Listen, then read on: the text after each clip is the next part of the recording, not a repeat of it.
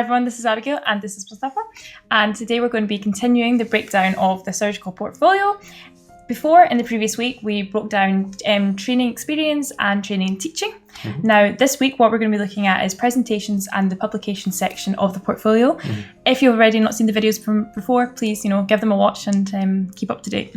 Before we start, we've got a giveaway for everyone. We've previously given a giveaway and we've got a winner, as you can see.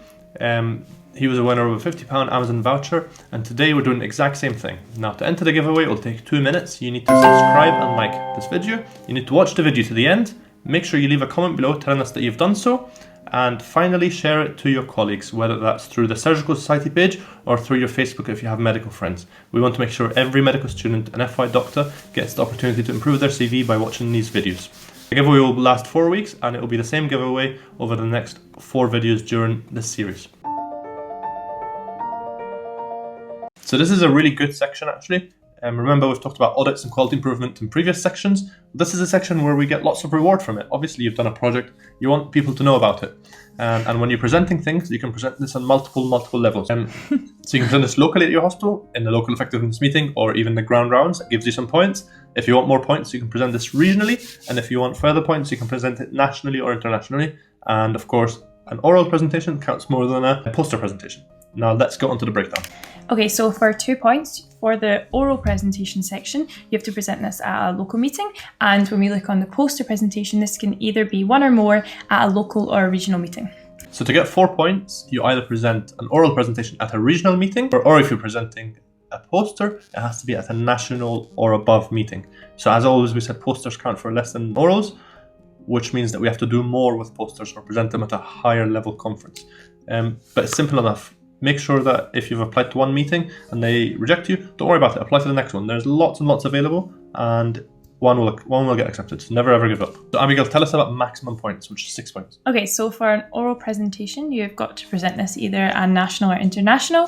And for 6 points for posters, it has to be more than 1 poster at national or international level. So good examples of conferences that are international, they also count as national, is ASGBI, because you're interested in surgery, and ASIT. There are 2 very good ones, but there's also multiple ones available. Yeah. Currently, there's a conference called Medall out at the moment, which is a virtual conference. So this is something that if you're watching the video right now, please go and check their website out and sign up to their conference as well. Just a wee bit more about the presentations, make sure that you get a copy of your actual presentation, so a hard copy and also a copy of the programme that you attended. This may not seem that important, but actually it's something that they need for evidence, so make sure you've got that. Yeah. The next section is publications. Now, publications are a lot harder to get, so make sure you spend your time getting the easier points first, because presenting at a conference is relatively easy, whereas getting things published is very hard. And they have very specific criteria for publications to get maximum points. So we're not going to waste your time and read through every single bullet point they have, but we'll give you what you need to get the maximum points and give you some general advice about publications. So to get the maximum 8 points, you need to either be first author or co-first author for 2 PubMed cited publications, essentially, to get the 8 points. Clearly, this is very difficult to get, and it's going to take a lot of your time. Now, if you're working with others and you happen to be the first author, very good, but actually don't get too stressed about it. General tips about publications. 1, make sure you understand what an impact factor is. Impact factor basically tells you how good a journal is, and it's a measure of how many times the publication has been cited with other relevant research. The higher the impact factor, the better the journal. So my advice is always go for the highest impact factor first, and then you may well be rejected, and don't worry if you're rejected. Lots of people are rejected in publications.